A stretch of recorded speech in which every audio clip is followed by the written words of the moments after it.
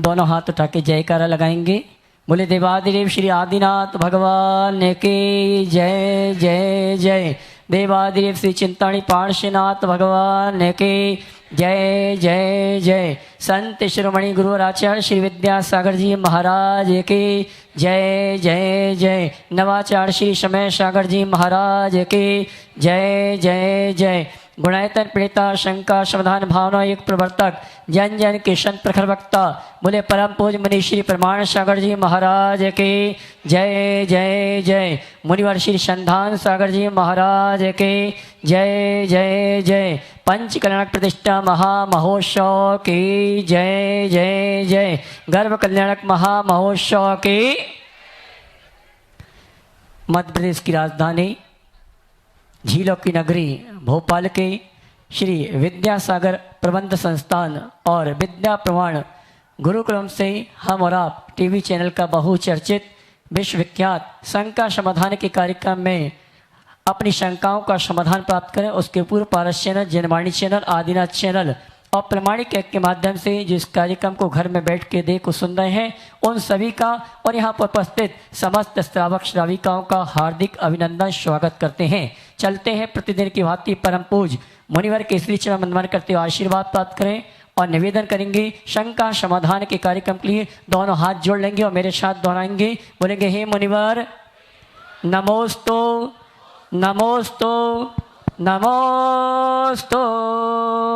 और आइए गुरुवर के आशीर्वाद से हम और आप अपनी शंकाओं का समाधान प्राप्त करें। उसके पूर्व आप सभी को कहना चाहूँगा पंचकणक प्रतिष्ठा महामहोत्सव हर्षोल्लास के साथ चल रहा है। आज गर्भ कल्याणक का द्वितीय दिवस है और कल प्रातः काल की बेला में जो आत्मा गर्भ में आई है कल प्रातः काल की बेला में जन्म का महामहोत्सव हम और आप मनाएंगे। आइए हम और आपसे यही कहना चाहते हैं जन्म कल्याण के पावन अवसर पर आप जन्माभिषेक करने का सौभाग्य प्राप्त कर सकते हैं। कैसे कलश है, किस तरह की व्यवस्था है, ये सूचना अभी आपको कुछ ही समय पश्चात यहाँ पर प्रेषित की जाएगी। आइए चलते हैं हम और आप परम पूज मुनिवर संधान सागर जी महाराज से निवेदन करेंगे आपकी शंकाओं को गुरु चरणों तक पहुँचाने के लिए दोनों हाथ उठा के जयकारा लगाएंगे। बोले परम पूज मुनिवर प्रमाण सागर जी महाराज के, मुनिवर श्री संधान सागर जी महाराज के नमोस्तु गुरुवर नमोस्तु।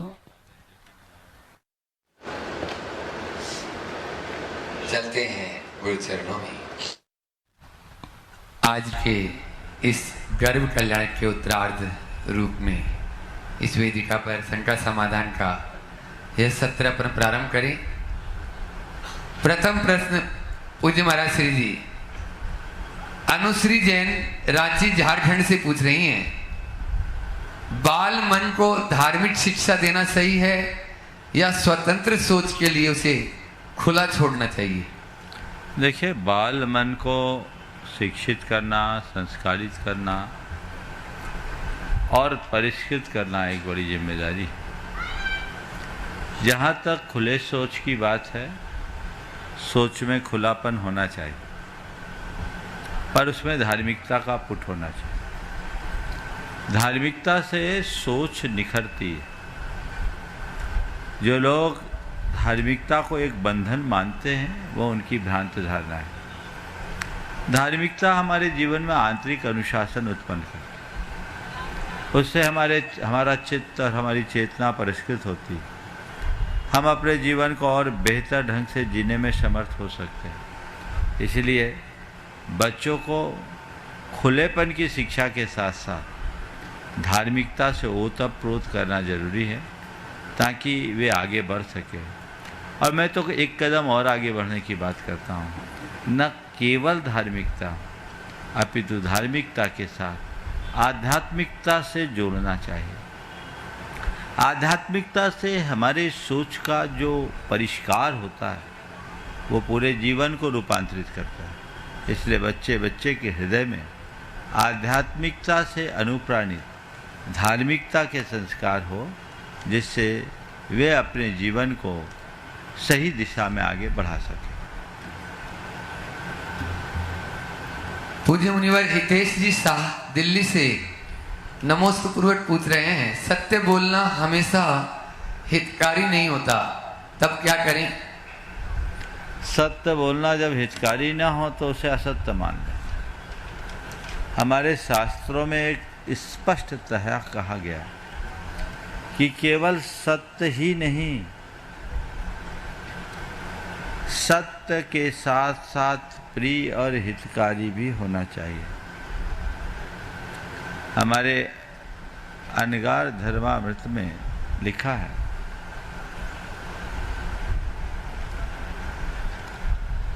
सत्यम प्रियम हितम चाहो, सुनतम सुनतव्रता, तत्सत्यम अपि नो सत्यम, अप्रियम चाहितम चयत। कि किसे सत्य कहा गया? जो सत्य, प्रिय और हितकारी है। सत्य कौन है? जो सत्य होने के साथ साथ प्रिय और हितकारी भी है। तत्सत्यम अपि नो सत्यम, अप्रियम चाहितम चयत। वह सत्य भी असत्य है जो अप्रिय और अहितकारी है। इसलिए मैं सभी से बोलता हूं, केवल सच्चे सच्चे की बात मत रटो, सच्चे के साथ अच्छे पर भी ध्यान दो, सच्चाई के साथ अच्छाई पर भी ध्यान देना चाहिए। कई बार अच्छाई के अभाव में हमें सच्चाई को गौण करना पड़ता है, लेकिन अच्छाई के नाम पर बुराई को अंगीकार करना भी ठीक नहीं है। इसलिए सत्य बोलिए, प्रिय बोलिए, हितकारी बोलिए, अप्रिय सत्य मत बोलिए, अहितकारी सत्य न बोलिए। इंदौर से पंकज जी अग्रवाल पूछ रहे हैं, क्या आत्मा के अस्तित्व को वैज्ञानिक कसौटी पर सिद्ध किया जा सकता है? देखिए, विज्ञान की दिशा ही अलग है। विज्ञान पदार्थ की तरफ देखता है, उसने आत्मान्वेषण की दृष्टि रखी नहीं। आत्मा पदार्थ जगत से परे, वो अध्यात्म जगत का विषय। हर बात को विज्ञान की कसौटी पर कसने की कोशिश मत कीजिए। ये तो अनुभव का विषय है। आत्मा का अनुभव करे, जो खुद के अस्तित्व का आभास है। इसके लिए किसी से पूछने की जरूरत क्या है? हम हैं इसलिए हैं, इसमें पूछने की कोई आवश्यकता नहीं और कोई अपेक्षा भी नहीं। ये सार्वकालिक है और सार्वभौमिक है। आइंस्टीन ने अपने जीवन में एक बात लिखी कि मैं देख रहा हूँ कि इस जगत में चेतना ही सर्वत्र काम कर रही है और वही सर्वोपरि है। अनेक वैज्ञानिकों ने यद्यपि आत्मा के अस्तित्व को साबित नहीं किया, पर उसे अस्वीकार भी नहीं कर पाए। प्रकारांतर से उन्होंने किसी न किसी रूप में स्वीकारा ही है। तो जो जिसका विषय ही नहीं है उसकी तरफ हम ध्यान क्यों दें? विज्ञान का विषय पदार्थ है और आत्मा अध्यात्म का विषय है। उसे आध्यात्मिकता से देखें। हाँ, आध्यात्मिकता का अनुसंधान वैज्ञानिक तरीके से किया जा सकता है। एक पारंपरिक तरीके से हम कोई साधना करें, हो सकता है उसमें हमें वांछित परिणाम न मिले, लेकिन यदि हम वैज्ञानिक तरीके से उसे अपनाते हैं तो हमें उसका ज़्यादा लाभ मिल सकता है। तो हम धर्म और अध्यात्म की साधना करें, आराधना करें, वैज्ञानिक तरीके से करें, ताकि जीवन में और बेहतर परिणाम घटित हो सके। अहमदाबाद से राधिका जी मेहता वे पूछ रही हैं, माता पिता के प्रति कर्तव्य निभाना धर्म है या सामाजिक जिम्मेदारी? देखिए, ये धर्म है या सामाजिक जिम्मेदारी, जो कुछ है हमें अपनाना चाहिए। ये हमारा कर्तव्य है। ये और लोक में कर्तव्य को भी धर्म कहा है। इसलिए आप इसे अपना धर्म मान करके ही कीजिए। ये तो एक प्रकार से ऋण उतारने की प्रक्रिया है। ये फर्ज है उनका जो उपकार है, उनका जो ऋण है, उसे हम चुका नहीं सकते। उनने हमें जन्म दिया, जीवन दिया, संस्कार दिया।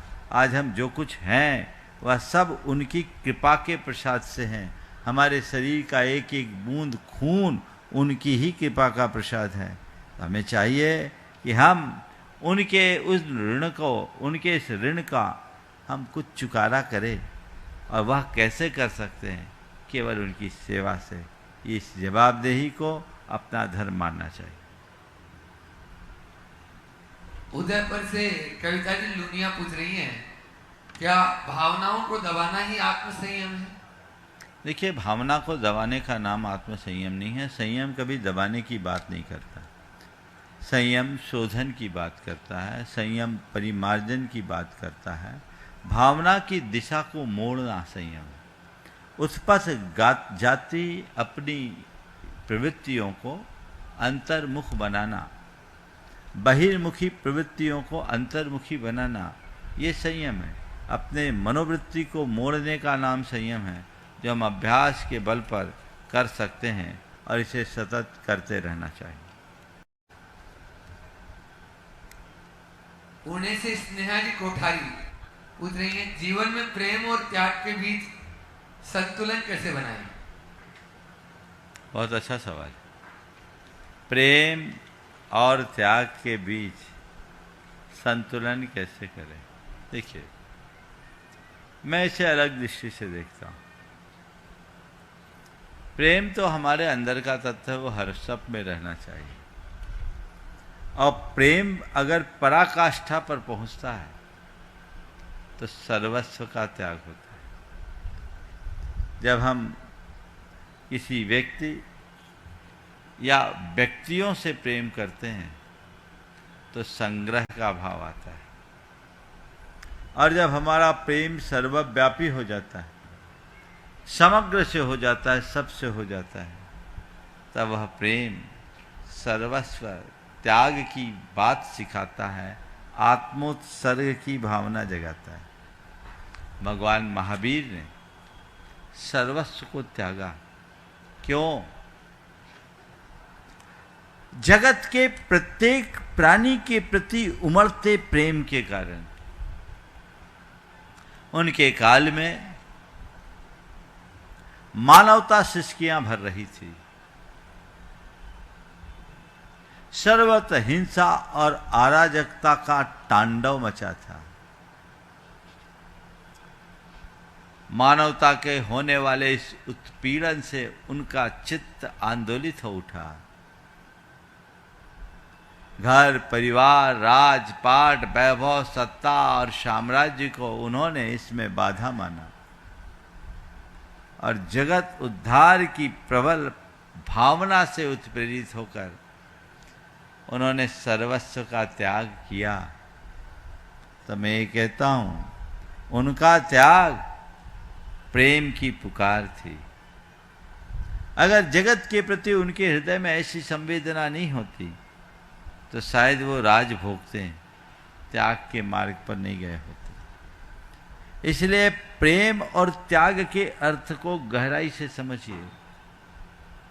लोक में जिसे प्रेम के रूप में कहा जाता है, यथार्थ वह प्रेम नहीं, वो मोहजन्य आकर्षण है, मोह प्रेरित आकर्षण है। किसी व्यक्ति और वस्तु के प्रति हमारा ऐसा लगाव जिसके बिना हम रह न पाएं, वह मोह भी हो सकता है, बल्कि मोह ही होता है। ये प्रेम नहीं है। और ऐसा मोह हमें रोकता है, वह हमें संग्रह की ओर मोड़ता है। जिसके प्रति प्रेम है उसके प्रति भी बहुत आग्रही बना देता है। लेकिन प्रेम, असली प्रेम उन्मुक्त है, जो किसी एक से नहीं बंधता, सबसे जुड़ता है। गुरुदेव ने अपनी मूक माटी में लिखा है, प्रीत मैं उसे मानता हूं जो अंगातीत होता है। प्रीत मैं उसे मानता हूं जो अंगातीत होता है। और गीत मैं उसे मानता हूं जो संगातीत होता है। अंगातीत प्रीत और संगातीत गीत का आनंद हमें लेना है। देह भाव से ऊपर उठने पर ही प्रेम प्रकट होता है, और देह भाव से ऊपर उठना भी एक प्रकार का परित्याग है, सर्वस्व का परित्याग। ये भाव जब जग जाए तो जीवन में एक अलग प्रकार की आध्यात्मिक क्रांति प्रकट होती है, और वही हमारे जीवन को बेहतर और संतुलित बनाता है। कोटा से, राजस्थान कोटा से मेघा मोदी जी पूछ रही हैं, वर्तमान समय में ब्रह्मचर्य की प्रासंगिकता क्या है? ब्रह्मचर्य की तो हर काल में, हर देश में प्रासंगिकता है। ब्रह्मचर्य का मतलब है आत्मसंयम, आत्मनियंत्रण। इससे जहाँ भावनात्मक संयम पलता है, वहीं सामाजिक मर्यादाएं भी सुरक्षित होती हैं। किसी भी साधना में आप देख लो, बिना ब्रह्मचर्य के साधना फलीभूत नहीं हो। इसलिए प्रत्येक आत्महितेच्छु को ब्रह्मचर्य रखना चाहिए। आज जब सर्वत्र उन्मुक्त यौनाचार को बढ़ावा दिया जाने लगा, ऐसे विषम दौर में तो ब्रह्मचर्य की और अधिक प्रासंगिकता बढ़ गई।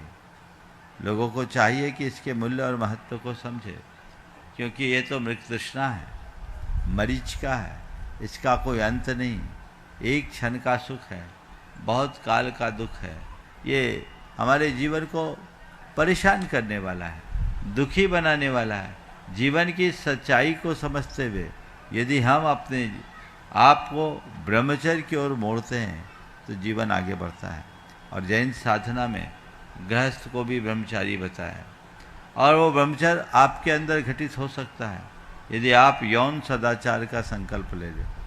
यौन सदाचार मतलब स्त्री पुरुष पति पत्नी के रूप में एक दूसरे को सीमित रखे और वहीं तक अपना सारा व्यवहार रखे, बाकी सब के प्रति दृष्टि की पवित्रता रखना, इसी का नाम यौन सदाचार है। और यही ब्रह्मचर्य है जिसे हर कोई अपना सकता है, अपनाना ही चाहिए। विवाह पूर्व और विवाहेतर संबंध बिल्कुल हमारी संस्कृति के लिए कलंक है और पाप भी। इससे बचे। ग्वालियर से निखिल जी जैन पूछ रहे हैं, मोबाइल और सोशल मीडिया का संयमी प्रयोग कैसे करें? मोबाइल और सोशल मीडिया का संयमित उपयोग कैसे करें? आप तय करें क्या जरूरी है, क्या गैर जरूरी। मैं इनका उसी का उपयोग करूंगा जो मेरे लिए जरूरी है। गैर जरूरी बातों को नज़रअंदाज करें, और इसके लिए भावना योग बहुत कारगर होगा। आप अपने मन में बार बार ये कमांड दें कि मुझे वही देखना है जो प्रयोजनी है, मुझे वही देखना है जो काम का है, मैं वही देखूंगा जो काम का है, तो आपका चित्त कभी नहीं जाएगा। और ऐसा एक व्यक्ति जो अक्सर रील स्क्रॉल करता था, उसने एक दिन मुझसे कहा कि महाराज मेरे घंटों इसमें ख़राब हो जाते। हमने कहा तो ये कर, थोड़े दिन करो, 21 दिन तक लगातार करो, आप सुन के आश्चर्य करोगे। अब उसकी आदत बदल गई। बोले अब महाराज इच्छा ही नहीं हो। मैं अपने मोबाइल का उपयोग करता हूँ जहाँ मुझे ज़रूरी, जैसे हाथ में आती है कोई इधर उधर की चीज़ आती है, मन से अंदर से आवाज़ आती है, ये काम की नहीं, मुझे वही देखना है जो काम का है, मुझे वही देखना है जो काम का है। तो ये आप अपने मन को वैसी ट्रेनिंग दीजिए, आपके जीवन में बहुत बड़ा परिवर्तन आएगा और तभी आप बचेंगे। जब तक आप अपने प्रयोजन से प्रयोजन नहीं रखते, जीवन को परिष्कृत नहीं किया जा सकता। चलते हैं।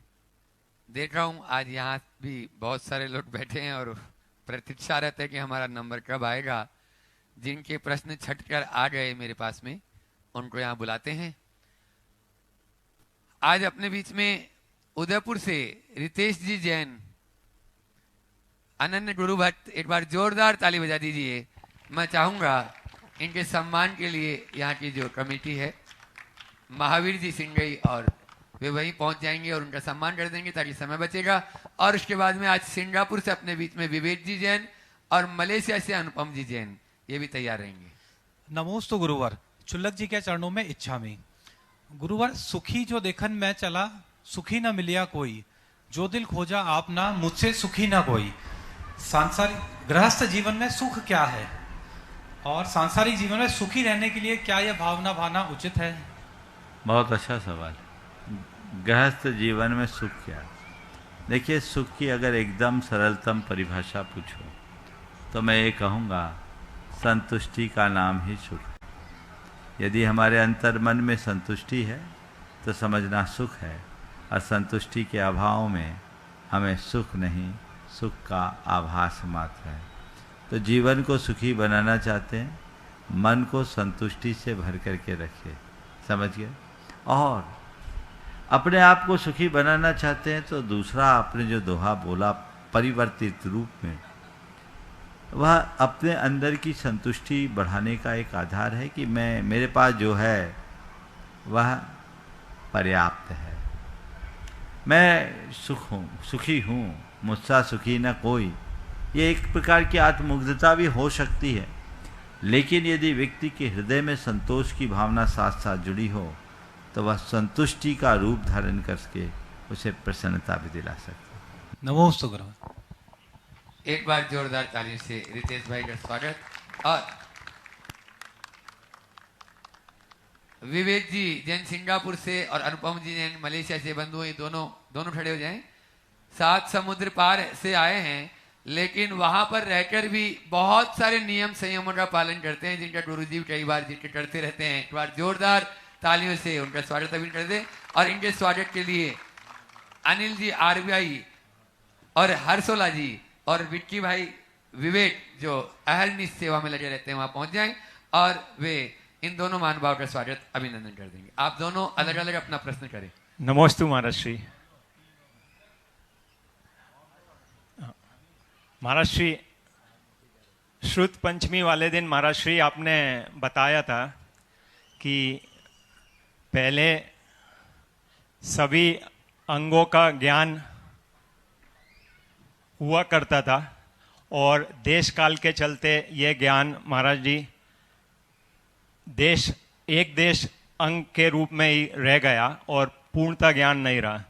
तो महाराज जी यही अगर हम चारित्र के क्षेत्र में घटित करते हैं तो एक महाव्रती होते हैं और एक देशव्रती होते हैं महाराज श्री। तो दोनों में अंतर हमको साफ समझ में आता है कि महाव्रती और देशव्रती में क्या अंतर है। तो ऐसे ही महाराज श्री पूर्ण अंग का ज्ञान और एक देश अंग का ज्ञान, ये कैसे समझ में आएगा हम लोगों को कि जो मेन है वो नहीं रह गया? ऐसा है, एक देश और सर्वदेश की जहाँ तक बात है, कर दीजिए पहले से जल्दी से। एक बार इन लोगों का जोरदार अभिनंदन करें। ये लोग बाहर रह करके भी अपने जीवन में जिस तरीके की धार्मिकता को रखे हैं वो बहुत बहुत प्रशंसनीय नहीं, अनुकरणीय है। आज आप कभी सिंगापुर और मलेशिया जाएंगे तो वहाँ के मंदिर और समाज का वातावरण देखेंगे तो आपको लगेगा ये लोग भारत से कहीं ज़्यादा अच्छे हैं। हमें ऐसे लोगों का तहे दिल से स्वागत करना चाहिए, जोरदार करतल ध्वनि। आपने जो सवाल किया, एक देश ज्ञान, एक देश का मतलब अगर एकदम साधारण शब्दों में बोलूं तो इसका मतलब है आंशिक ज्ञान। क्या ज्ञान? आंशिक, पूर्ण ज्ञान नहीं, आंशिक। किसी को पूर्ण ज्ञान हो और किसी को आंशिक ज्ञान। तो जो पूरा था वो धीरे धीरे घटता गया, थोड़ा थोड़ा ज्ञान, एक पार्शियल, समझ गया? व्रतों में अणुव्रत को एक देश व्रत बोलते हैं, महाव्रत को पूर्ण व्रत कहते हैं। तो महाव्रत यानी पूरा, अणुव्रत यानी अधूरा। तो हमारे यहाँ ज्ञान की जो धीरे धीरे कमी हुई, उसमें एक समय था जिन्हें पूर्ण ज्ञान था, फिर धीरे धीरे 11 अंग का और 14 पूर्वों का एक देश ज्ञान हुआ, 11 अंग का पूर्ण ज्ञान। फिर उसके बाद धीरे धीरे घटते घटते क्रम से सब अंग और पूर्वों का एक देश ज्ञान शेष रहा। महाराज श्री, इसमें ये कैसे हम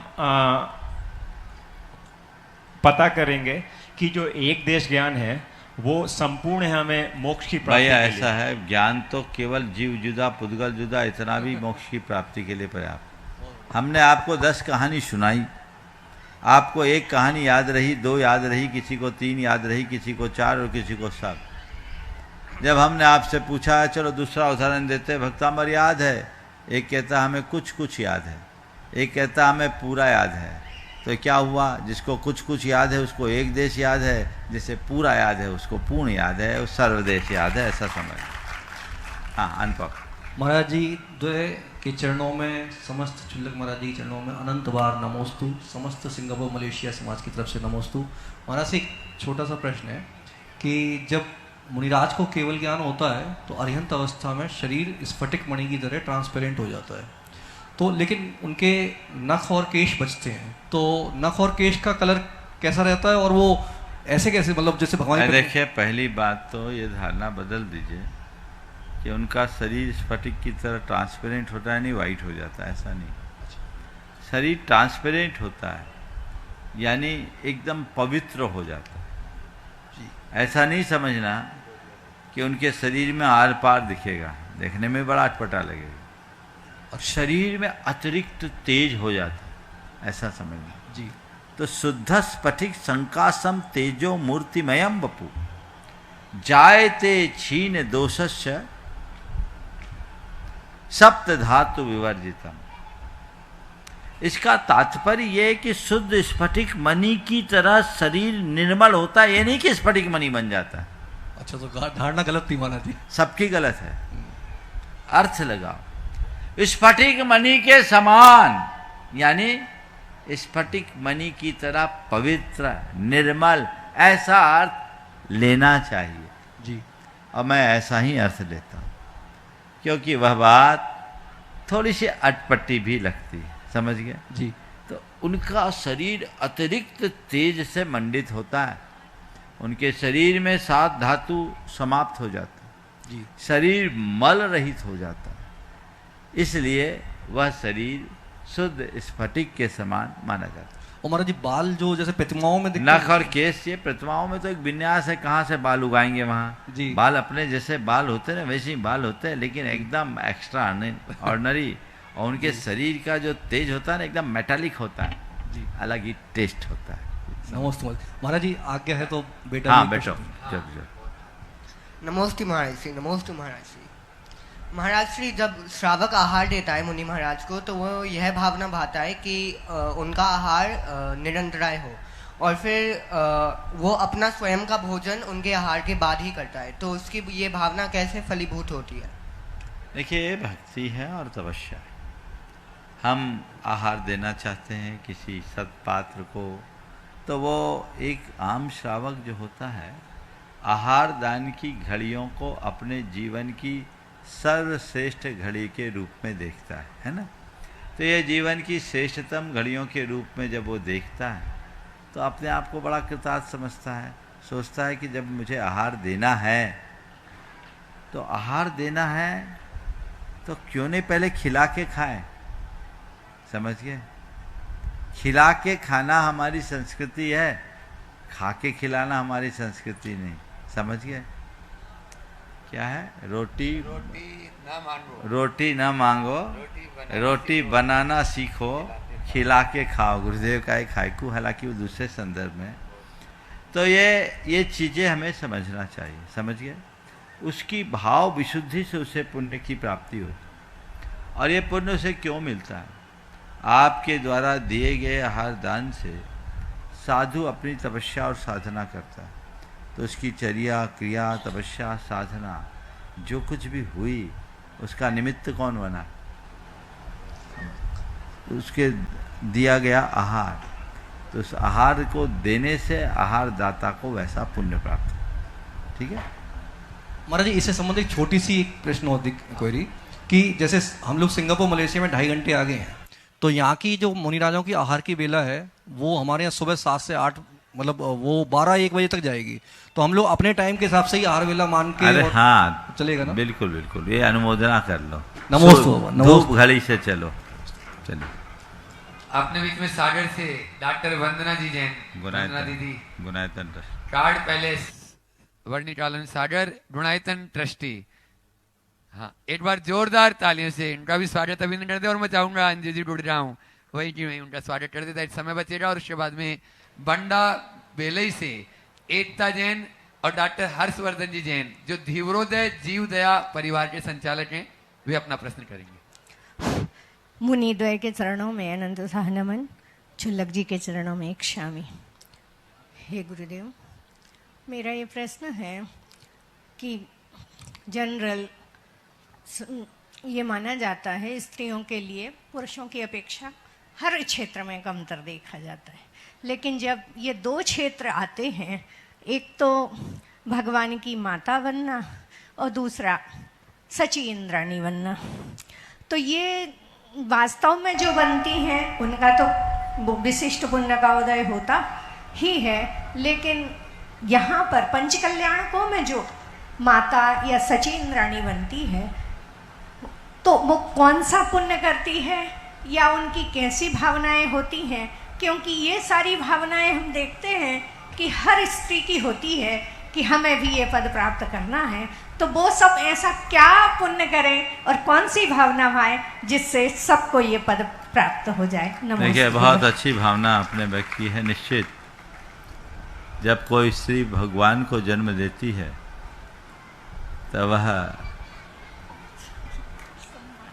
जगत जननी बनने का श्रेय प्राप्त कर लेती है, और सची इंद्राणी का सौभाग्य तब जगता है जब भगवान का प्रथम दर्शन इंद्र से पहले उसे प्राप्त होता है। यह उसके पुण्य की पराकाष्ठा है, और निश्चित इसी वजह से सबके मन में ऐसे भाव भी होते हैं कि मेरे जीवन में ऐसे क्षण आए, और सब लोग इसके लिए उत्साहित भी रहते हैं कि जहाँ कहीं भी मौका आए हम जरूर बने। कहीं पंचकल्याणक आदि हो, वहाँ बोली लेकर के बनना तो बड़ा सरल है, हालांकि उसके लिए भी पुण्य चाहिए, तब हो पाता है, नहीं तो बाकी के तो मन की मन में ही धरे रह जाते। लेकिन जिनको ये मौका मिलता है वो भाग्यशाली हैं। पर साक्षात ये कैसे बनते हैं, इसके विषय में शास्त्रों में मुझे कहीं पढ़ने को नहीं मिला कि इस पुण्य से कोई भगवान की माँ बनती है और इस पुण्य से कोई सची। कहीं आप लोगों को मिला है तो बता दो, मिला है क्या? शायद कहीं स्पष्टोल्लेख नहीं, पर बैठे बैठे मेरे मानस में एक बात आ रही है जो एक संभावना के रूप में दिखती है। वह ये है कि जो लोग हमेशा जगत कल्याण की भावना भाते हैं और भगवान के प्रति प्रगाढ़ भक्ति और श्रद्धा रखते हो,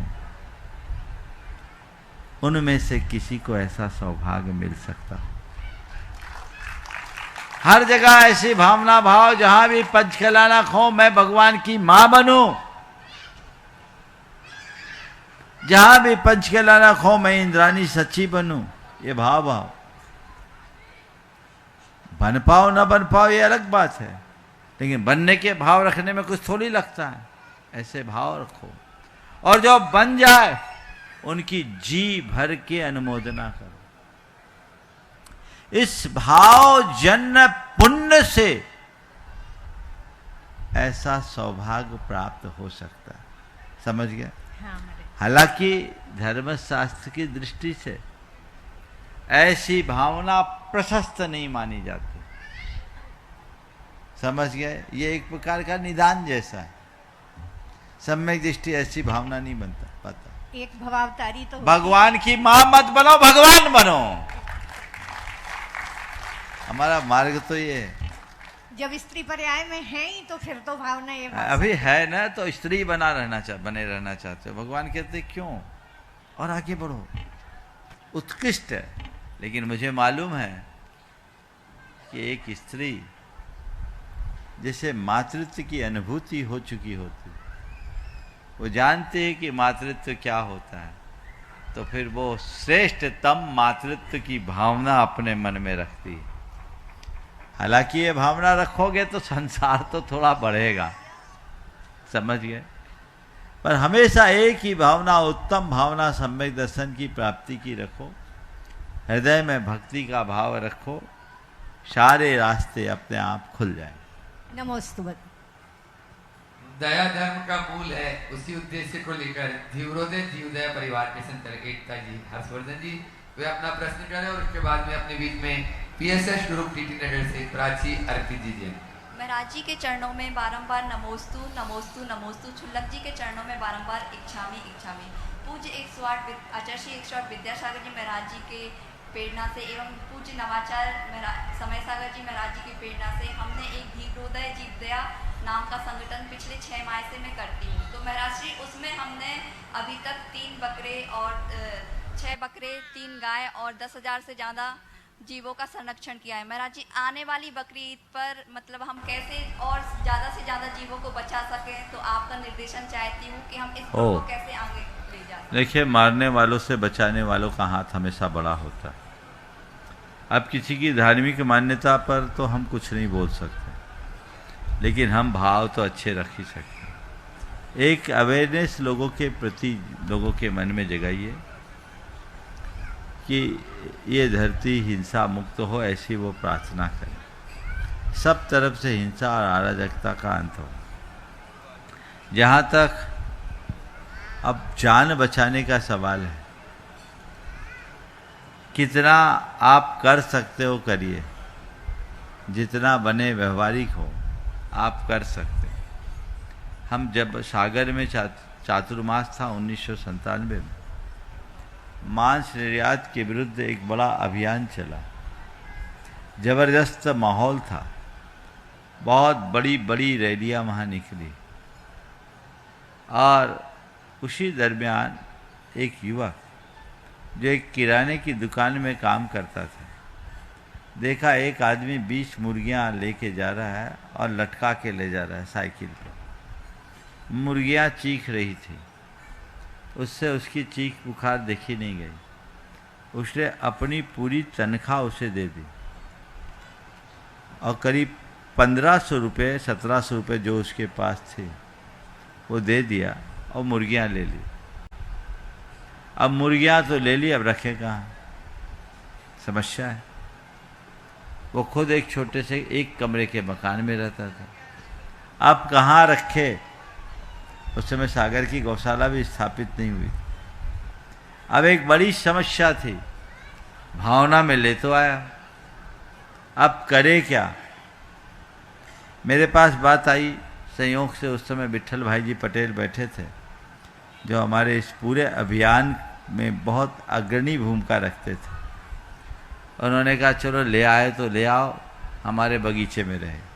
उन्होंने उनको संरक्षण दिया, पर एक सवाल तो खड़ा कर दिया कि आखिर इन सबको हम कितना संरक्षण दें। बड़ी समस्या है। आज बकरे हैं, हजारों बकरे काटते हैं लोग, लाखों की तादाद हो जाती। मन में तो आता है एक भी ना कटे, लेकिन अब ये देखो कि हम क्या कर सकते हैं। रखना, उनको संरक्षण देना कितना संभव है, इस पर बहुत गंभीरता से विचार करके काम करना चाहिए, उसी अनुरूप व्यवहार करना चाहिए। आपकी भावनाएं अच्छी है, ऐसी भावनाएं बना के रखिए। महाराज श्री महाराज जी प्राची अर्पित जी जैन PSS ग्रुप और उसके बाद में सम्मति जैन भोजपुर तैयार है पीछे। हाँ बोलो। सभी मुनराजों के चरणों में सादर नमोस्तु, छुल्लक जी के चरणों में इच्छामी।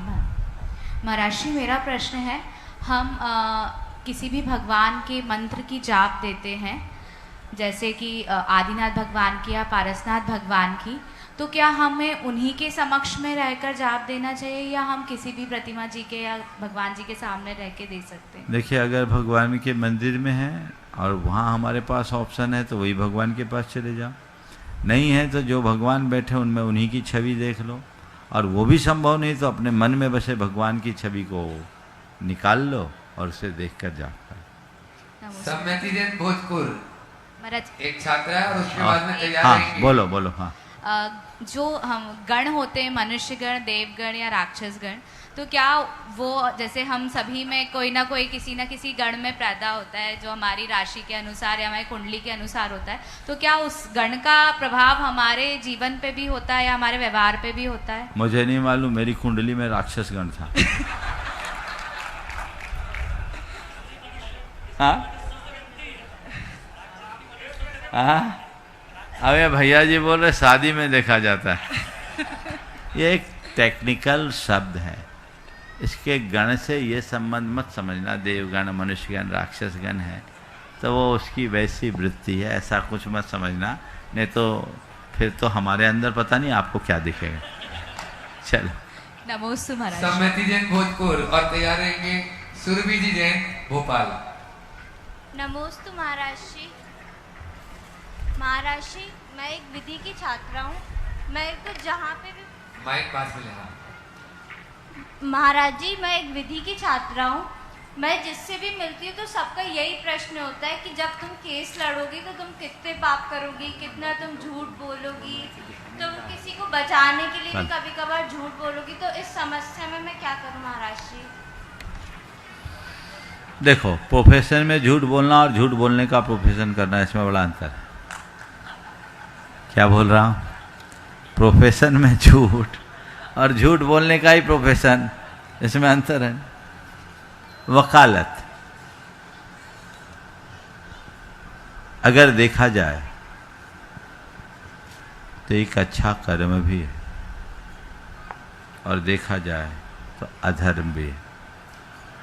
कब एक अच्छा कर्म है और कब वह अधर्म है? जब आप किसी को न्याय दिलाने के लिए लड़ोगे तो आपका एक बहुत बड़ा सहयोग होगा, वो सत्कर्म की श्रेणी में आएगा। जब सामने वाले की न्याय के लिए उसके लिए आप पैरवी करें। इसके उलट कोई आदमी हत्यारा है, किसी ने बलात्कार किया है, किसी ने और कोई जघन्य अपराध किया है, आपको पता है, आप देख रहे हैं, केस भी सामने है, अथवा किसी ने किसी की भूमि भवन आदि पे अवैध कब्जा किया है और आप कह रहे चिंता मत करो, मैं बैठा हूँ, सब ठीक कर दूंगा, तो आप पाप की अनुमोदना कर रहे हैं।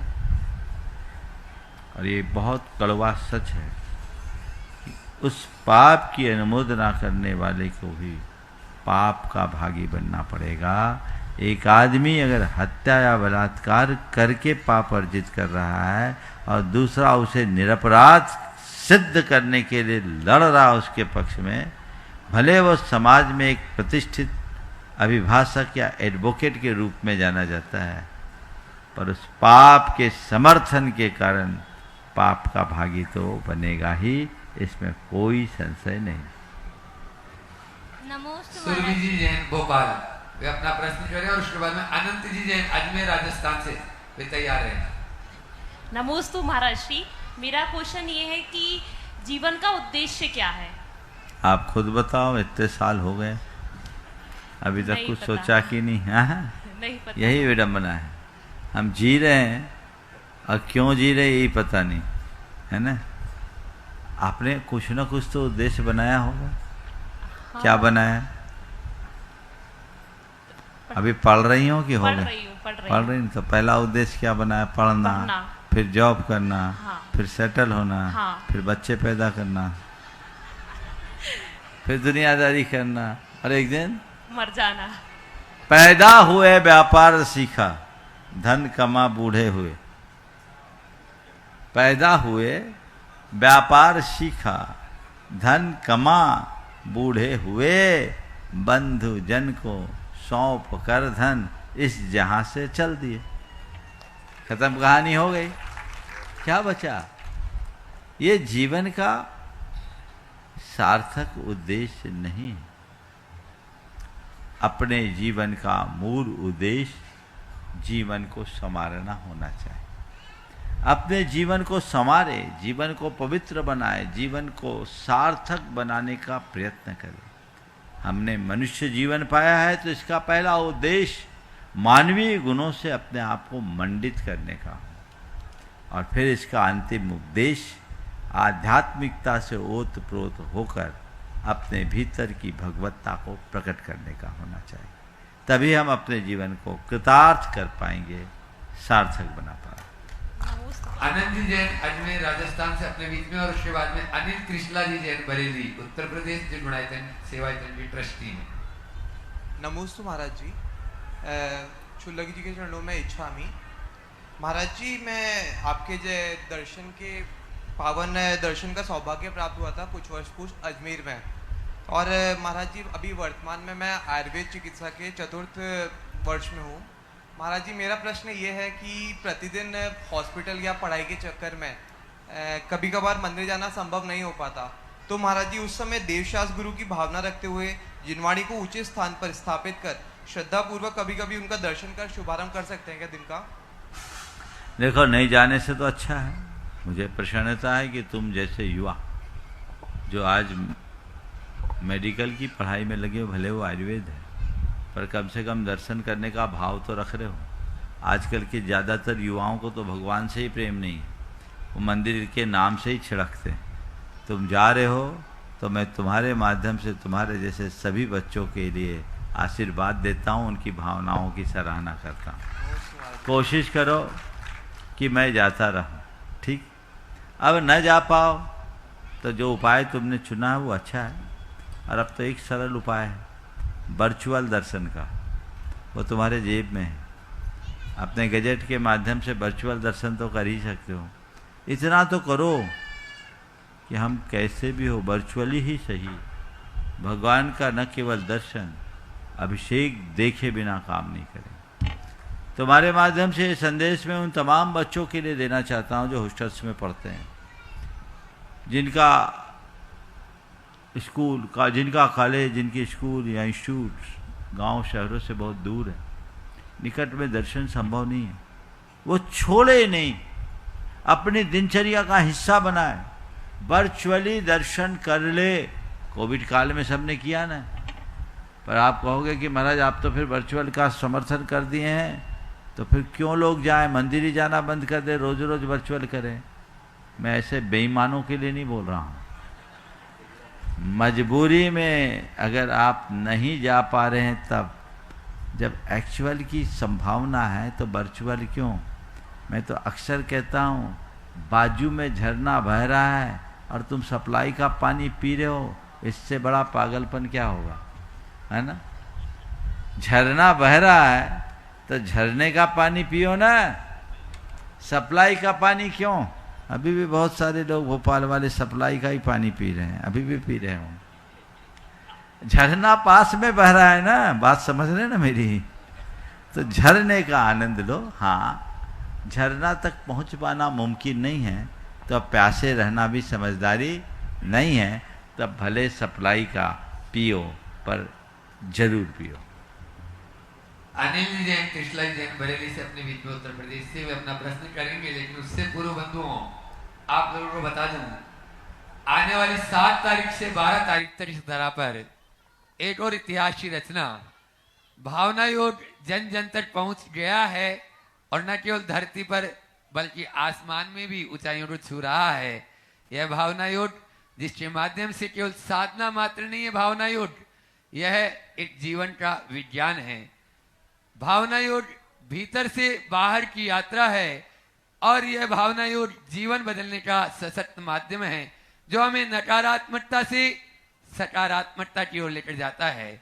इस भावना योग के 4 चरण हमें चारों गतियों से छुटकारा दिलाने वाले हैं, और वो 4 सोपान प्रार्थना, प्रतिक्रमण, प्रत्याख्यान, सामायिक, यहाँ पर इसका शिक्षण शिविर वह प्रशिक्षकों के लिए, जिसमें 200 से प्लस युवा प्रोफेशनल और साधक एक साथ गुरु के चरणों में रहकर इसे और आगे बढ़ाने में के लिए संकल्पित होंगे। और जिनका 5 मिनट चाहते हैं अपन कि गुरु का 5 मिनट मिल जाए, उनको 5-5 घंटे तक वह प्रशिक्षण देंगे प्रतिदिन, 7 तारीख से 12 तारीख तक। इसी तरह पर बंधुओं, इसी भावना योग की 2 पुस्तकें, भावना योग आत्म साक्षात्कार का मार्ग और भावना योग जीवन रूपांतरण का विज्ञान, ये दोनों भी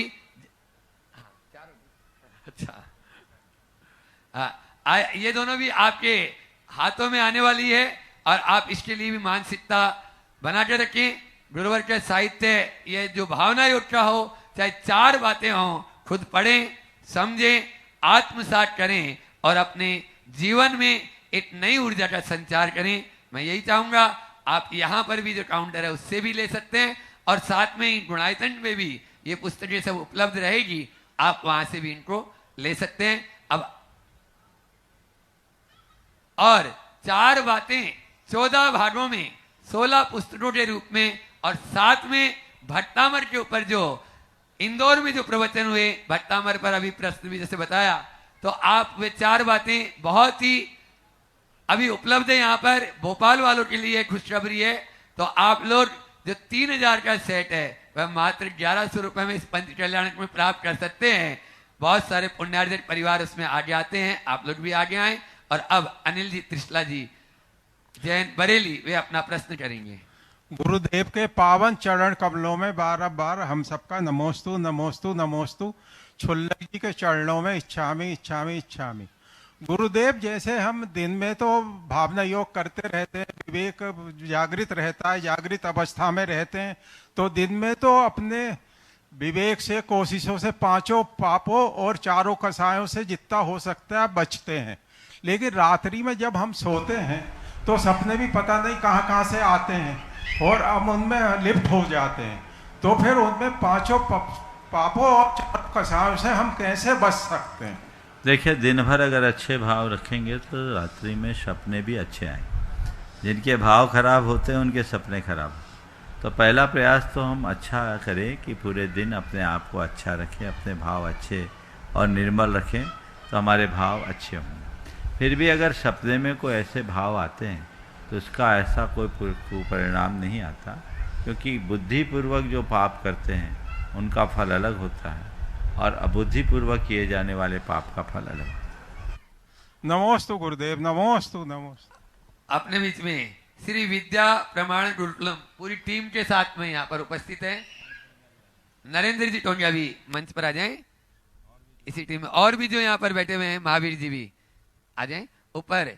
प्रशांत जी सेज, और मैं देख रहा हूँ अनुभव जी सराबिनी जी डोदा, ये रात दिन लगाते हैं। एक बार जोरदार जोरदार जोरदार तालियों के साथ में, तालियों में कंजूसी नहीं करें। सुबोध जी, नरेंद्र निगम, महावीर जी, नरेंद्र टोंगिया सीट आ जाए, और रोहित जी सुगंधी बहुत ही उत्साह पूर्वक ये लगे हुए हैं, क्योंकि अब समय बहुत कम बचा है और यहाँ पर 180 से ऊपर छात्र यहाँ इस गुरुकुलम में आ रहे हैं, जिनके स्वागत के लिए बहुत ही पलक पावड़े बिछाए हुए हैं। सभी अपने मुख से, अपनी जबान से बता रहे हैं कि क्या हो रहा है। श्री विद्या प्रमाण गुरुकुलम के ये उत्साही कार्यकर्ता बोलो। गुरुवर के चरणों में त्रिवार नमोस्तु। गुरुवर, डेली मीटिंग्स चल रही हैं, बच्चों की वेलकम के लिए हर संभव प्रयास चालू है।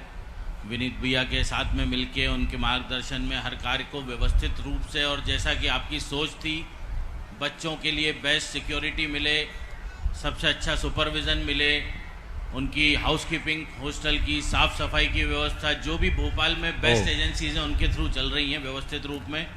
बस आपके आशीर्वाद की आवश्यकता सदैव रहती है। कोई सवाल है तो कर लो। नहीं गुरुवर। चलो एक बार इनके लिए जोरदार। कोई को पूछना है?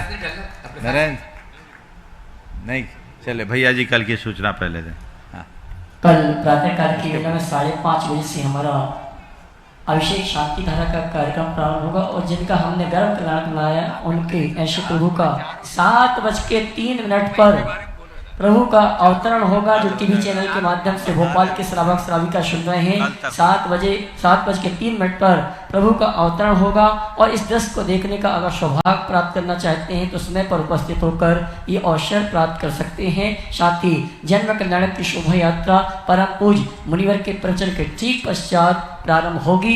इस सूचना को सुनते हुए आप इस कार्यक्रम में उपस्थित होंगे। नीलेश जी मंच पे आ जाओ। हाँ, नीलेश जी जैन वे भी मंच पे आ जाएं, और एक बार जोरदार तालियों से फिर से सवाल। और हाँ, महावीर। गुरुवर को नमोस्तु नमोस्तु नमोस्तु। छुल्लक जी को इच्छामि। जो बच्चे विद्या प्रमाण गुरुकुलम में चयनित हुए हैं उनके लिए विद्या प्रमाण गुरुकुलम और गुरुवर के आशीर्वाद के स्वरूप 4 लाइनें प्रस्तुत कर रहा हूँ। लाइनें नहीं, सवाल कर लो जल्दी से। हाँ, और लोग हैं। ठीक है, एक बार इन लोगों के लिए जोरदार कसरत कर दीजिए। विद्या प्रमाण गुरुकुलम ने गुणायतन परिवार द्वारा जो विद्या प्रमाण गुरुकुलम की स्थापना भोपाल में की है, आचार्य भगवान के सपनों को साकार करने के लिए हमारे परम पूज मुनि श्री प्रमाण सागर चंदन सागर महाराज के पावन चरणों में बारंबार नमोस्तु नमोस्तु नमोस्तु। शुल्लक जी के चरणों में इच्छामि इच्छामि इच्छामि। गुरुदेव प्रश्न है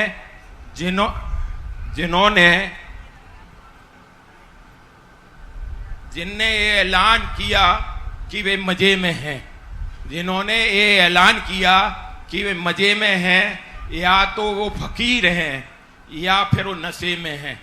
आप अपने हिसाब से इसका। जिनने ऐलान किया वे मजे में हैं, या तो वे फकीर हैं या नशे में हैं, मुझे पता नहीं, पर मेरी फकीरी मुझे मजा दे रही है। समय आप सबका हो गया, यहीं पर विराम। बोलिए परम पूज आचार्य गुरुवर श्री विद्यासागर जी महाराज। नमोस्तु गुरुदेव, नमोस्तु गुरुदेव।